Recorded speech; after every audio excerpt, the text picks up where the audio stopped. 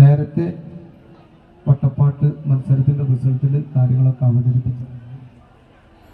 അതുതന്നെയാണ് ഇവിടെയും പറയാനുള്ളത്. ടീമിൻ്റെ ഡെഡിക്കേഷൻ, അതുപോലെ തന്നെ കളികളിലെ ഫിനിഷിങ്, വസ്ത്രധാരണത്തിലെ മികവ്, ലീഡും കോറസും തമ്മിലുള്ള ഐക്യം, സിംഗിങ് ക്വാളിറ്റി, ഇതൊക്കെ പരിഗണിച്ചുകൊണ്ട് തന്നെയാണ് റിസൾട്ട് തയ്യാറാക്കിയിട്ടുള്ളത്. മത്സരിച്ച മുഴുവൻ ടീമുകളും എ ഗ്രേഡ് നേടിയിട്ടുണ്ട്.